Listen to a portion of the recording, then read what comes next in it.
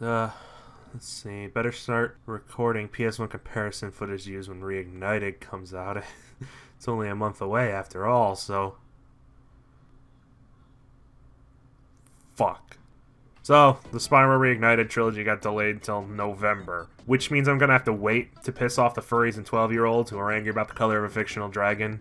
Again. I was gonna put out a filler video too in August and early September, then make a big review sort of thing for Reignited at the end of the month, but now I gotta find something to pass the time till then. I booted up the good old SNES Classic and was trying to find something I could make a video about when I realized something. I've never played Earthbound before. And so that's what the video's about. It's not quite a Let's Play, not quite a review, it's just some fun nonsense I'm gonna experiment with. Let's get started.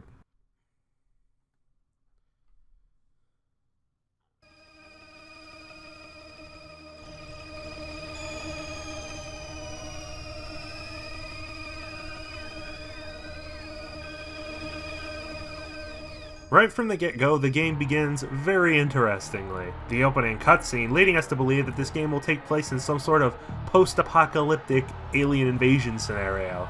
I know that isn't really what the game's about, but just let me dream. I start up a new file, and right at the get-go, it has me name a whole bunch of characters and objects. However, I'm a traditionalist with these sorts of things, so I select Don't Care, which gives the characters their default canon names. Yeah, I'm the kind of person who just names Link, Link in every Zelda game. What's my favorite thing to eat? SNESes, of course. What's my favorite thing? Well, judging by what the game's having me do, apparently it's giving things names. Yeah, all that looks good. Let's get going. The story begins with a meteorite crashing in the small town of Onit. I'm not sure. You know, I'm just gonna call it Onit. We, a small child named Ness, venture out into the night, with our mother's permission of course, to investigate the mountain where the meteorite crashed. When we get near the meteor, we are stopped by the Onit police, whose favorite thing is apparently putting up barricades. There's also some obnoxious fat kid named Pokey here, or Porky, or whatever. The police asked me to do something about him, but no matter who I talked to or what I did, it didn't seem to have any effect. I walked around for like 10 minutes trying to figure out what to do, only to find out the correct solution is to go home and go to bed. Obviously. We wake up a little bit later to some banging at the door, and our mother lets the small child open the banging door in the middle of the night. Nothing terrible could possibly come from this. But alas, there's not a murderer in sight. It's just Pokey again, saying his brother went missing and wants your help to go find him. While exploring the nearby land to find Pokey's brother, we get our first taste of the combat. I won't be getting too in-depth with it right now, but suffice it to say, it's your standard turn-based RPG gameplay.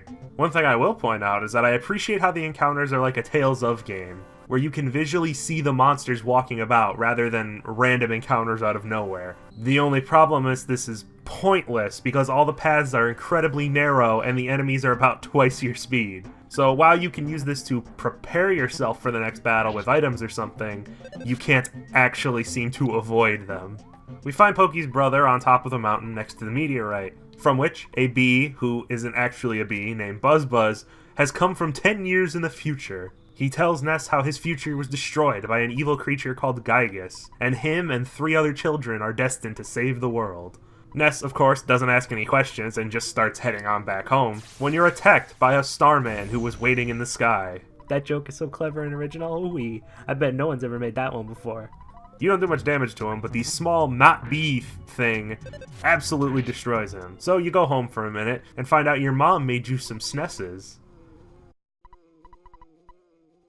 Yeah, of course that pudgy fuck wouldn't like the SNES. So you take the 2 brats home and... whoa. This woman's seen some shit. Whatever horrific trauma affected this woman must have been related to small extraterrestrial creatures as she proceeds to murder our little bug friend. Before his hilariously drawn-out death sequence, he gives us something called a Sound Stone and tells us to take it to 8 points on the planet to channel the Earth's energy. Chosen one, hero destiny, and all that.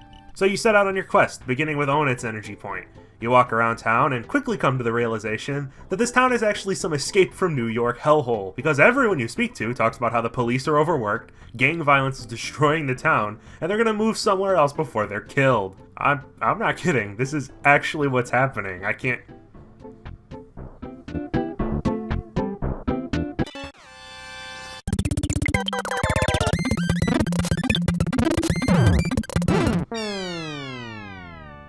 So, I was accosted by some men from a van and almost killed.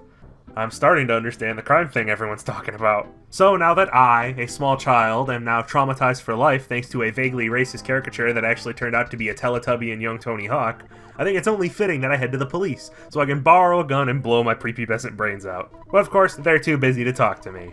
Having had enough with this town's bullshit, I stomped over to the mayor's office to file a complaint, but he refuses to see me.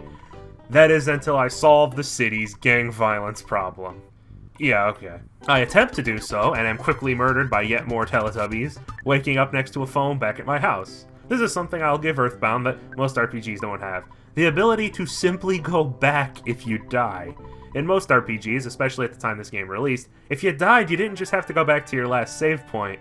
You had to go back to your last save, losing any amount of XP and items you may have accumulated. It's nice that Earthbound forgoes this little annoyance. So I, in better spirits, head back outside and...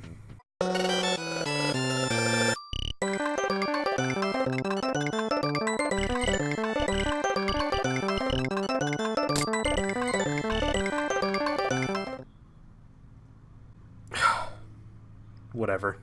Since I'm clearly too weak to deal with the goons in the city, I'll just head north instead, see if I can find some progression there. I get into an exhilarating battle with a crow that dodges all of my attacks, because that's super fun.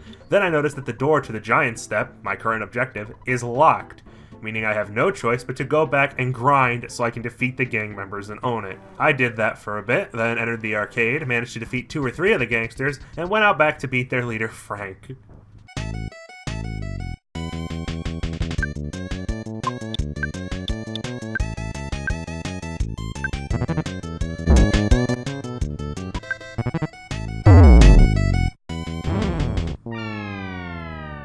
Holy fucking balls, he just stabbed me! I just got stabbed to death in a goddamn Nintendo game. It was at this point I did a little digging, as I figured I must be missing some obvious thing, or not understanding a mechanic or something. I checked around with some people who love the game, and they all said the exact same thing. The first 2 towns suck. Apparently the game is just incredibly boring and simple for the first 5 or 10 hours, and then levels out later to be much better. That isn't exactly what I want to hear when I'm playing a game for the first time, but I'm gonna stick with this thing for at least a few more hours, and maybe I'll find what it is everyone's raving about. And for the time being, that means more grinding, and quite a lot of it. That Frank guy takes me out in 2 attacks, and Ness has absolute garbage accuracy for some reason. So I'm taking way too much damage and not dealing nearly enough, so I'm gonna need quite a few levels if I'm gonna take him out. Speaking of Ness's garbage accuracy, it makes grinding annoying as hell. Enemies I should be killing in 2 attacks are taking 5 or 6 simply because Ness can't hit the broadside of a barn.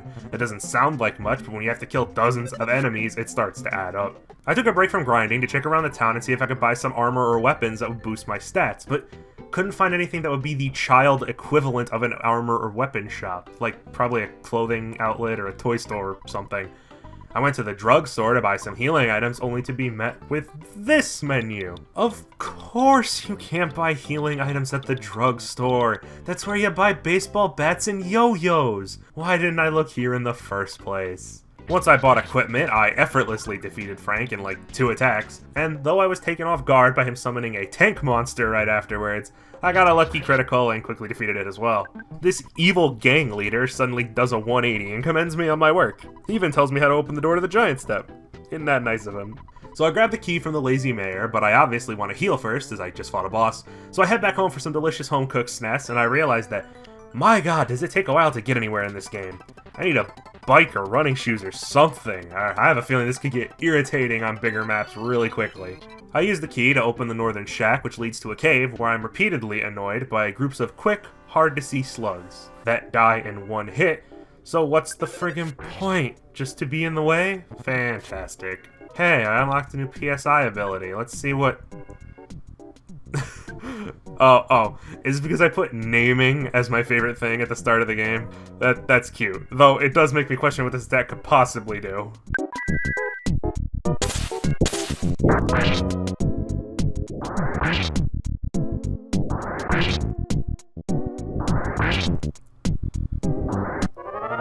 Oh, jeez. Apparently it fucks any enemies on screen. I assume I just give them the worst name imaginable and they kill themselves out of sheer embarrassment. My name is Christian Weston Chandler. I advance through the cave until I find a glowing star atop a cliff. Thinking I found the special thing I'm looking for, I interact with it, only for it to turn into a giant mecha ant who attacks me. Oh, look, another boss that does half my health in one hit. Fun. Time to grind. While grinding, I learned something else irritating about this game. I can't recharge my MP, and by that I mean, I have no access to any items that do so, meaning that if I want to have any energy left for the boss, I have to not use any during the dungeon, which is annoying as these slugs attack in groups, so I have to off them one at a time unless I use my PSI powers. But they're still better than the mice, who critical every single fucking attack. I head back to the robot ant, and while fighting it, I noticed a new mechanic I hadn't seen before. Take note of how my health rolls back, so to speak. It turns out that I can catch my health in a sense before it falls. Basically, if I quickly heal while the number is still ticking down, I can stop myself from dying. That's an intriguing little mechanic that I don't think I've ever seen in any other game before. I defeated the ant boss and arrived at the top of the mountain, where I, for no discernible reason, received the sound I was looking for.